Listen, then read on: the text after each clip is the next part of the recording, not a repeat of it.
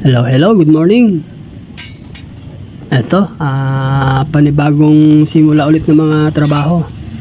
So, ito, magbibigay ako ng tutorial dito sa steel window sa mga nag-request sa akin. Ito na. So, ito, mabilisan lang po ito, mga idol. Basic tutorial lang po ito.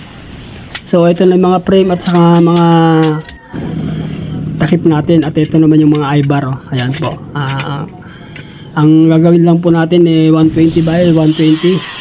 So napakadali lang ito mga idol. So ito wala tayong bar cutter. So itong gamit natin ngayon grinder naman.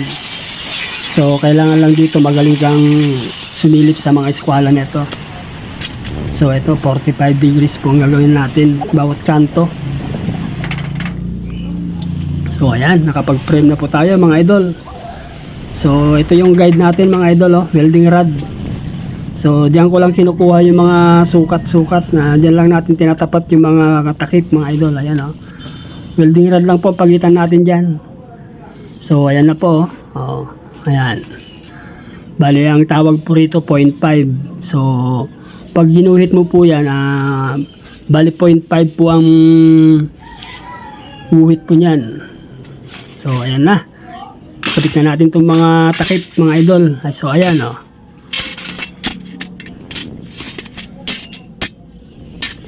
So mabilis lang po ito mga idol. Una natin ikakabit mga idol itong maliit. So natapat na sa mga guhit-guhit po yan.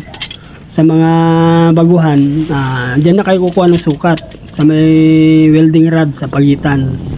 So tayo alam na natin mga sukat natin yan kahit na hindi pa tapos yung frame nakakapagpuputol na tayo ng mga takip. Alam na natin yung mga adjustment. So ito lang po na yung mga technique na madali lang. So diyan mo lang kukunin po mga idol yung mga sukat dyan sa may ginuhitan kong welding rod. Sa gilid mo siya itututok, saka maguguhitan. Ayan. So meron ka ng 0.5 na guide.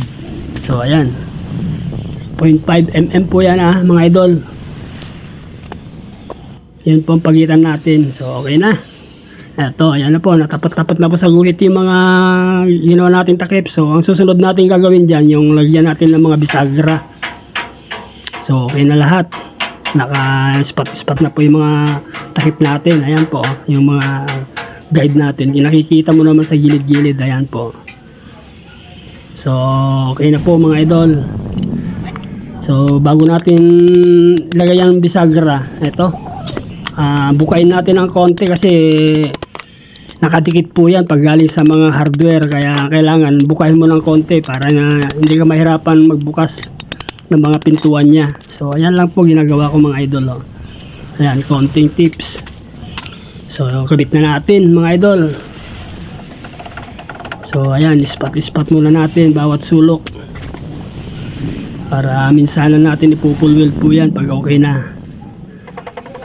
So ayan mga idol.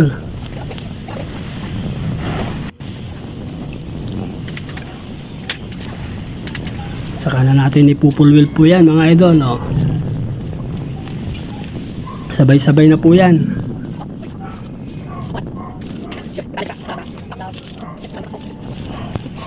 Huwag muna tayong maglagay ng divider sa gitna kasi pag binuksan mo yan ay may pagbabago po yan, hindi magkatapat-tapat po yan yung nalagay mong divider. Kaya ang unahin po natin dito buksan po natin ito muna, i-align natin to mga idol. Ayan po, pansin nyo medyo nakatagilid yung bisagra po natin. Ayan po kasi yan pag pinukpok mo palabas, medyo bubukas yan ng konti yan sa pinakabukasan natin. So ganyan po yan, pupukpukin mo, diretso mo ng konti. Ayan, medyo luluwag na po yan pagbukas. So ayan na po. Napaka basic lang po mga idol. Ayan, yung mga baguhan, ganito lang po gawin nyo. Yung mga magagaling na po dyan, alam na nila po yan. So dito lang sa mga baguhan, mga gumagawa ng steel window. Ayan, so pwede na natin ilagay yung divider. Gamit natin ay T-bar. So ayan po, hinuhitan na natin sa gitna. Pero siguraduhin naka-align yung mga pinakabintana niya kasi para dire-diretso naman at pare-paras po yung salamin mga idol. So ayan, pakadali lang mga idol. Ayan, i-full weld na natin yan sa likod, sabay-sabay na po yan. Medyo manipis po to, iwasan lang nating lumampas sa loob kasi nga may salamin niya nakalapat. Kailangan dire-diretso lang siya mga idol. Ayan na, dito na tayo sa grills mga idol. So pinuha na natin yung patayo, hahatiin natin. So ganyan lang po mga idol. Ang tawag po ditong design semi-French type. So dire-diretso lang po siya.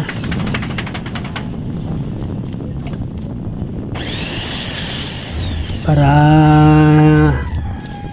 hindi pasukin ng tao, kasi pag binasag yung salamin papasukin na ng tao yan kung walang grills. So kailangan talaga may grills pag sa mga steel window. So ayan po mga idol, napaka basic lang po to paggawa nito mga idol.